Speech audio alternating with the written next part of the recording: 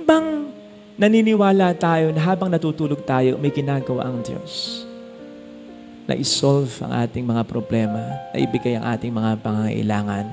Yung mga hindi natin naayusin natin kinabukasan, ay inaayos na rin para lang Diyos habang tayo ay natutulog. Yun bang paggising natin ay maniwala tayo sapagkat bago matulog ay nai-surrender natin ang lahat sa Panginoon, ay maniniwala tayo that we are steps closer to solving our problems than we were before we slept. Kasi kapag ganon ang disposition natin and then we sleep soundly, ibig sabihin nun, we are trusting God wholeheartedly. Isa po kasi sa mga dahilan kung bakit hindi tayo talaga makakatulog agad at nakakatulog ng mahimbing ay sa dami-dami nating mga alalahanin. Gusto nating matapos agad ang mga bagay-bagay sa ating buhay na hindi naman po masama. Matatapos naman yan eh. Pero may phasing yan. May kanya-kanyang yugto at panahon yan. Huwag po nating apurahin. We can only do so much in a day. Tama, meron tayong 24 oras, pero tandaan natin na meron tayong tinatawag na body clock at hindi nakapattern yan sa 24 hours. Kaya nga napapagod, sabi ko nga kanina. And therefore, kinakailangan nating mamahinga. Sabi ko nga doon sa kaibigan ko na lagi kong tinatext, pahinga ka. Tama naman na magkaroon tayo ng generosity pagdating sa paglilingkod. Paminsan-minsan o every other day na lang. Pero hindi yung araw-araw kasi mauubos ka. Magkakasakit ka. Pwede mo sabihin sa boss mo na ito lang po yung kaya ko at hindi ka naman nagpapabaya talaga. Kailangan nating magpahinga.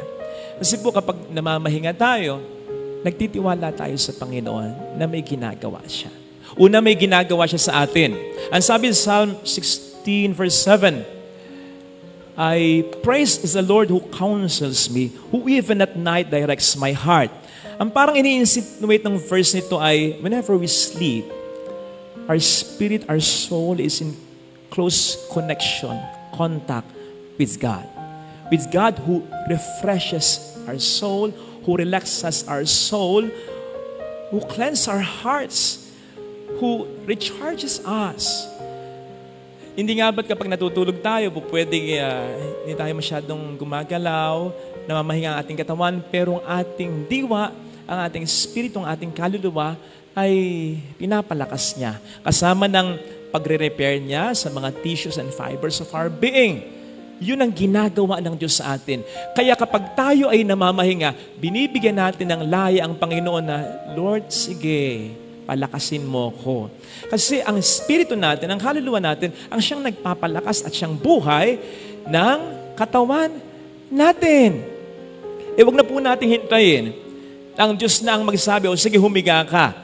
Parang po pwedeng yan ang interpretasyon. Isa sa pwedeng maging interpretasyon ng yung ang Panginoon, ang aking pastol, pinahihiga niya ako, pinahihimlay niya ako sa mainam na pastulan. Siyempre, may ibang interpretasyon dyan. Isang interpretasyon dyan ay yung nililid talaga tayo ng Panginoon sa mainam na pastulan. Pero po pwede rin siguro maging interpretasyon dyan ay, ang kulit-kulit mo, ayaw mo mahinga. O sige, magkakasakit ka muna para mamahinga ka. Para matuto ka. Para ako naman ang gumawa. Para makita mo ang lahat ay hindi dahil sa iyo, kundi dahil tinutulungan din kita.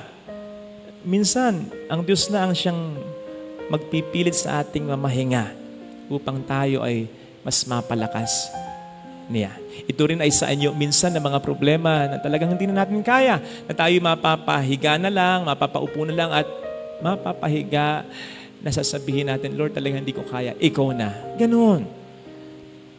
In connection with this, whenever we are sleeping soundly, resting quietly, hindi lamang tayo naniniwala that God relaxes us, God refreshes us. Naniniwala din tayo that while God does something in us, God also does something for us whenever we sleep. Hindi lamang tayo naniniwala na ang Diyos ay may ginagawa sa atin, kundi may ginagawa rin ang Diyos para sa atin. Ito yung paniniwala natin, katulad ng panalangin kanina na sinabi ko, Lord, nagawa ko na po ang lahat, ikaw na po ang bahala.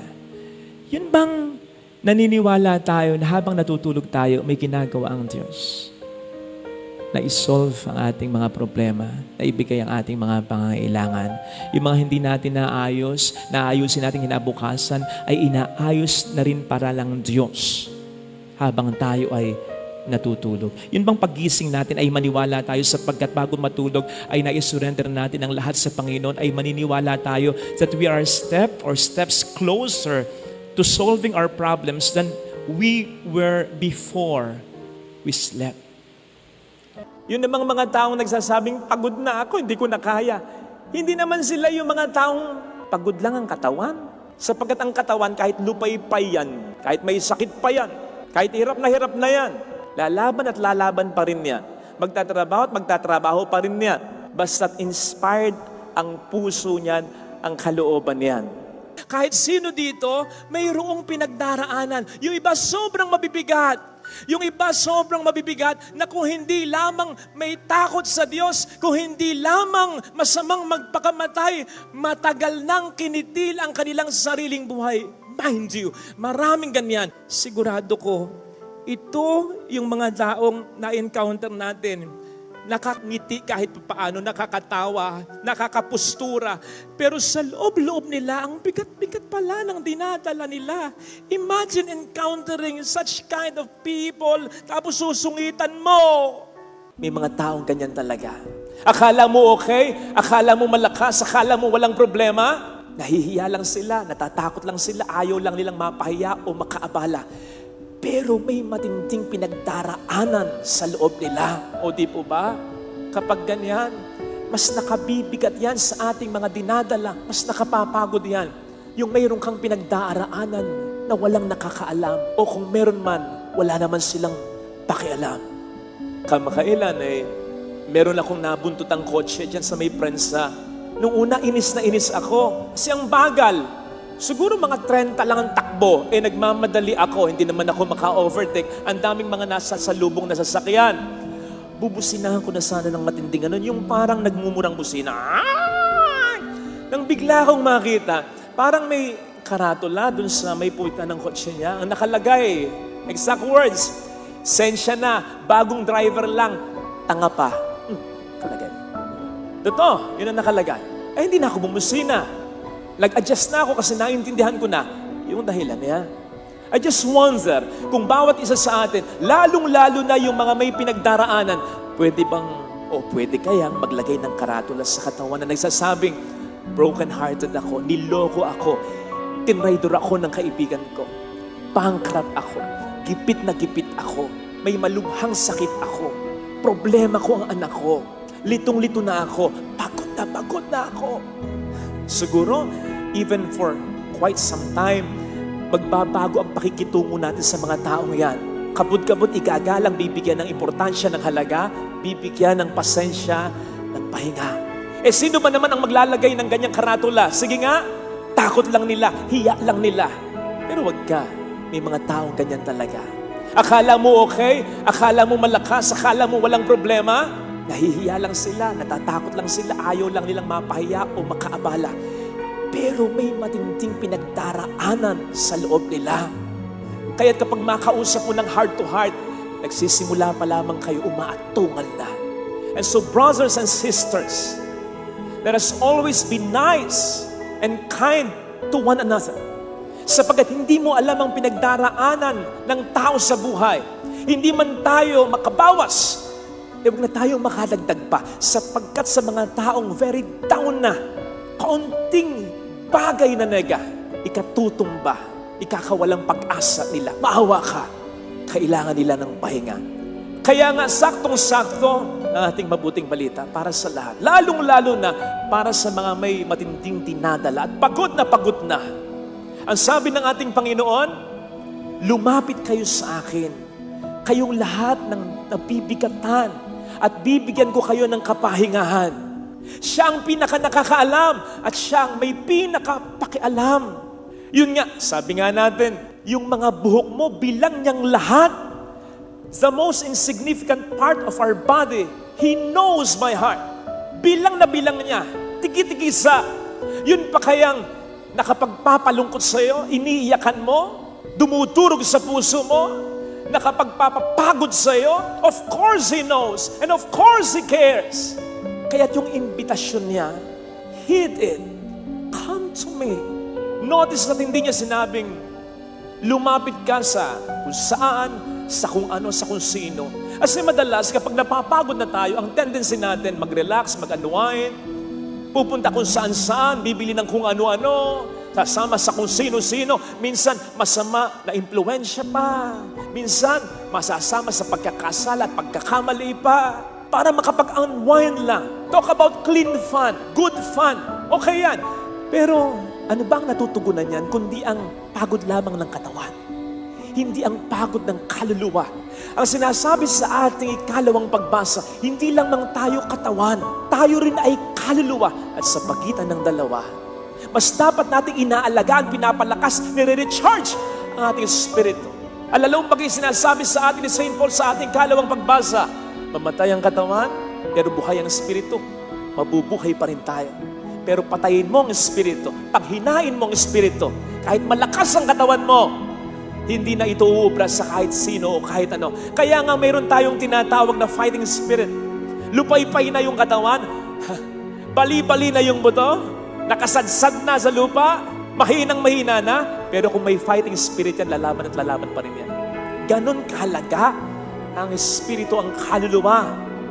Kaya nga ang sinasabi ng Panginoong kapahingahan mas mahalaga sa Ebanghelyo ay kapahingahan na dulot niya, kapahingahan para sa kaluluwa sapagkat ang ating katawan ay humuhugot ng lakas sa ating kaluluwa. And so sige, basta clean fun ha, relax, unwind, pumunta ko saan-saan. Kung may oras naman at kung may panahon, lalong-lalo na with your loved ones, uminom ng mga bitamina, mag-unwind, mag-relax, magpaspa. Go! Pero wag mong kakalimutan ang laging pagdarasal at pagtawag sa Kanya. Huwag mong katatamaran ang banal na misa. Establish a deeper and stronger relationship with Jesus. Sapagkat yun ang idudulot niya sa iyong pahinga. Yun ang magbibigay sa iyo ng ibayo pang gana para mas magsikap at mas sa buhay ay lumaban pa. Yun yung pahinga na sinasabi sa Biblia, ang Diyos ay nagpahinga. Pero yun ay matapos niyang likhain ang lahat at nakita niya na ito'y maganda. Yung nakita mo, yung pinagpaguran mo kahit paano may natapos na. Experience will tell us na ang pinaka nakapagpapapagod sa atin, yung paulit-ulit na lang, hindi na matapos ang problema. Sa negosyo, sa trabaho, sa pamilya. Diyan tayo gustong ipahinga ng Panginoon. Ano ang sabi ni Yahweh sa Isaiah 4 verse 2? Ang inyong mga sibat ay gagawin kong sudsod, ang inyong tabak ay gagawin kong karet. Saan ba ginagamit ang sibat at ang tabak? Hindi ba't sa pakikipaglaban, sa pakikipagdigmaan? Saan namang ginagamit ang karet at ang sudsod? Hindi ba't sa pag-aani or sa harvest time? Sinasabi kasi ng Diyos niyan, hindi sa habang panahon makikipaglaban ka, mag-e-effort ka, maghihirap ka. Darating ng pagkakataon, naaani ka ng magandang resulta. Mapagtatapos mo pa rin ang mga anak mo, maaabot mo pa rin ang pangarap mo, maiayos mo rin ang buhay mo, ang pamilya mo, gagaling ka pa rin sa sakit mo, tituno pa rin ang anak mo, magbabago pa rin ang asawa mo. Darating ang pagkakataon na ganito, na meron kang magiging pahinga. Basta matuto ka sa Kanya, sa tama lang, sa totoo lang, sa mabuti lang. Lagi kong pinapayo, halimbawa sa isang kabiyak na gustong tulungan ang kanyang asawa sa pagtatrabaho, bagamat hindi po pwede kung minsan o hindi niya kaya for some reasons. Ang lagi kong sinasabi sa kanya ay, maging faithful ka. Iwas ka sa bisyo, iwas ka sa tukso. Alagaan mo ang mga anak ninyo. Yun lang malaking tulong na sa mga anak. Yung magmahalan kayong magkakapatid. Pagbutihin niyo ang pag-aaral ninyo. Iwas din kayo sa bisyo. Kung kayo maliliit pa, iligpit ang pinaghigan, pinagkainan. Huwag magdadabog kapag inuutusan. Huwag sasagot kapag pinagsasabi. Yun lang, pakalaking tulong na. Sa mga may karamdamang inaalagaan, yun lang, maging positibo lagi ang outlook ninyo. Yung inumin ninyo ang gamot ninyo sa oras. Iwasan ninyo yung mga pagkaing bawal sa inyo at iwasang magreklamo ng magreklamo. Yun lang, napakalaking tulong na. Yun lang kamustahin mo yung nanay mo, yung asawa mo, yung tatay mo, yung anak mo, yung kapatid mo, na kailaki ng suporta sa pamilya ninyo. Okay ka pa ba? Baka may problema ka. Kaya pa ba? Baka gipit ka, huwag ka nang magbigay ngayon. May naipon naman ako kahit pa paano. Bilhin mo naman yung gusto mo, huwag lamang puro kami. Isipin mo rin ang sarili mo, mag-relax ka. Kahit pabalat bunga lang, malaking bagay yun. Na binibigyan mo ng pataan yung nagsasakripisyo para sa inyong pamilya na pwede kang hindi magbigay ngayon. Pwede mong bilhin ang para sa iyo. Pwede mong ring isipin ang sarili mo na alam mo namang hindi naman niya din gagawin. Kasi bago siya, kayo muna. Pero malaking bagay yung inaalala mo siya. Yun namang mga taong nagsasabing, pagod na ako, hindi ko na kaya. Hindi naman sila yung mga taong pagod lang ang katawan. Sapagkat ang katawan, kahit lupay-pay yan, kahit may sakit pa yan, kahit hirap na yan, lalaban at lalaban pa rin yan. Magtatrabaho at magtatrabaho pa rin yan. Basta't inspired ang puso niyan, ang kalooban niyan. Kaya nga ang tawag natin, di ba? Lakas ng loob, hindi naman lakas ng labas o ng katawan. Sapagkat ang ating katawan, ang ating pisikal, ay huhugot ng lakas sa ating kalooban, sa ating espiritu, sa ating kaluluwa. At kaya nga din yung mga nagsasabing, nakawawala ng pagod. They are not really pertaining sa pagod ng kanilang katawan, kundi sa pagod ng kanilang kalooban. Yung bang akalain nila na sila na lamang lagi ang nagdadala ng problema sa kanilang pamilya, nakakapagod yun din, hindi ba? Pero yung maramdaman nilang someone cares for them, someone understands them, someone is thinking about them, someone is appreciating what they've been doing, malaking bagay yun. Nakapagpapalakas ng kaluluwa, ng loob at ng espiritu yun. Kaya nga, yun ang alok na kapahingahan ng ating Panginoon eh. Alam naman niya na meron tayong mga vitamina. Alam naman niya na meron tayong mga pain relievers. Alam naman niya na meron tayong mga energy drink. Alam naman niya na meron tayong kakayanang kumain ng mga pagkain masusustansya. Pero bakit nag-aalok siya ng pahinga? At ang inaalok niyang kapahingahan ay hindi yung kapahingahang na idudulot ng mga material na bagay na yan. Sapagkat ang pinaka napapagod sa totoo lang ay alam niyang hindi ang ating katawan kundi ang ating kalooban. Kaya ang sabi niya at ang alok niya, bibigyan ko ng kapahingahan ang inyong kaluluwa. Hindi natin kinakailangang mawalan ng mga trabaho, mawalan ng mga alalahanin, mawalan ng mga sakripisyo. Sapagkat lalo pa tayo'y nagmamahal, ay nako, kahit sabihin sa'yo ng isang taong tama na, sige ka pa rin, magtatrabaho ka pa rin, aalalahanin mo pa rin, kahit may iba nang nag-aalala. Kahit may iba nang gumagawa, gagawa ka pa rin kung ano magagawa mo. Kahit may iba nang nananagot, pananagutan mo pa rin, lalo na ang responsibilidad mo sa pamilya mo. Ganon kapag nagmamahal lang ang tao. So hindi kinakailangan mawala ang lahat ng mga alalahanin, trabaho at sakripisyong ito. Ang kinakailangan lamang ay yung alam nating may nakakatuwang, may nakakasama tayo. Kahit nga ang ating Panginoon, nakapagpahinga sa bangka, kahit na ito'y binabayo ng hangin, ng alon at bagyo. Bakit? Sapagkat alam niyang may katuwang siya, may kasama siya. Sino? That time, hindi ang mga alagad niya na walang pananampalataya o mahinang pananampalataya sa Kanya, kundi ang Diyos na nagsabi sa Kanyang, "This is my beloved Son in whom I am well pleased." Kaya sana, dalangin natin sa misa, makaramdam tayo ng katuwang o kasama. Hindi necessarily yung gagawin din yung ginagawa natin, kundi yung magpaparamdam na sila'y kapanalig, kasama, kaagapay natin, nagmamahal sa atin, concern sa atin, na-appreciate ang lahat ng mabuting ginagawa natin. Ngayon, hindi man natin ito makuha sa iba o sa kanila, kuhanin natin ito sa Panginoon. We just have to come to Him. Yun naman ang sinasabi niya at imbitasyon niya sa atin. Come to me. Lumapit kayo sa akin and surrender everything to Him. At panghawakan natin yung sinasabi niya sa ating, I will be with you always until the end of time. I love you. I know the plans I have for you. Do not fear. Do not be afraid, for I am with you. Sapagkat ang pangako niya sa atin, sa ating salmong tugunan, nasa isip niyang lagi ang kanyang sinabing mga salitang yan na't pangako niya sa atin na kanyang mga hinirang. Just imagine kung gaano katindi yung burden na maaalis sa shoulder natin kung ang lahat ay pagkakatiwala natin sa Diyos natin. Lord, gagawin ko ang makakaya ko, pero bahala ka na. Kung magiging totoo lamang tayo sa mga salitang yan, Lord, ikaw na ang bahala. Ha? Pag ganun kasi, may mangyari namang mga problema. Alam mo, backup mo siya. Pwede siyang gumawa ng biyaya kahit sa mga darating na problema.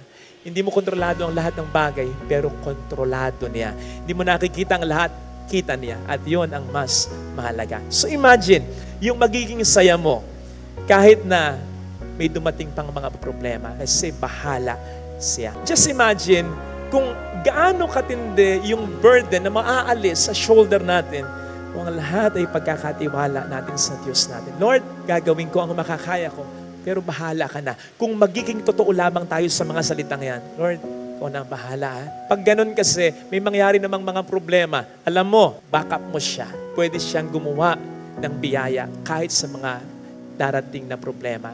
Hindi mo kontrolado ang lahat ng bagay, pero kontrolado niya. Hindi mo nakikita ang lahat, kita niya. At yon ang mas mahalaga. So imagine, yung magiging saya mo, kahit na may dumating pang mga problema, kasi bahala siya. Not just that, kapag tayo mapagkumbaba, hindi mo lamang mararamdaman ang pagmamahal at guidance ng Panginoon Kaya ka sasaya. Magiging mababaw rin ang kaligayahan mo. Kapag mapagkumbaba ka, makikita mo ang mga biyaya niya na hindi mo na kinakailangan gumasta ng malaking pera, pumunta ng kung saan-saan. Okay yung mga yan. Pero sabi nga natin kanina, there is certainly more than money can bring and can give us. Basta, maging totoong children lamang tayo of God. Nakalulungkot at nakakaawa yung mga taong ang kaligayahan, kinakailangan mong gumasta ng maraming pera. Hindi masama yan. Pero, kapag hindi ka na sumasaya sa mga simpleng bagay, there's something wrong with you. Sapagkat ang Diyos, pinasaya tayo mula noon hanggang ngayon sa pagiging simple lamang niya. Kung hindi natin yun nakikita at hanggang ngayon di natin nakikita ang Panginoon sa banal na ostya, there's something wrong with us. Masyado na tayong mataas. Hindi tayo sasaya ng ganyan. Magiging high maintenance tayo pag ganyan. Magiging malungkot tayo kung ganyan. Kahit pa maranasan natin ang karangayaan, kasikatan, kapangyarihan at kayamanan. Greatness recognizes greatness. Kapatid, maging mapagkumbaba para maisip mo, pwede ka rin palang maging dakila sa mga simpleng mabubuting paggawa. Kapatid, kapag ikay naging mapagkumbaba, makikita mo, may mga tao sa pamilya mo na dadakilain mo. Hindi nyo kinakailangan maging mayaman, maging sikat. Basta't mayroon lang kahit isa na nagsasakripisyo para sa inyo. Dakila, great family ang meron kayo.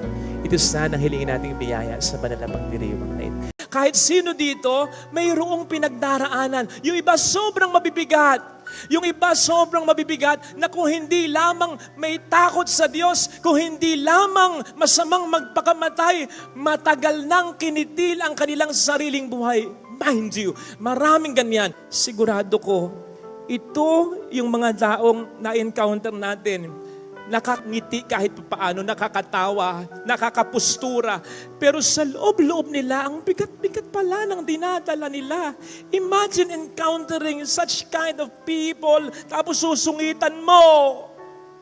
Ni hindi masyadong narinig yung inutos mo, hihiyain mo.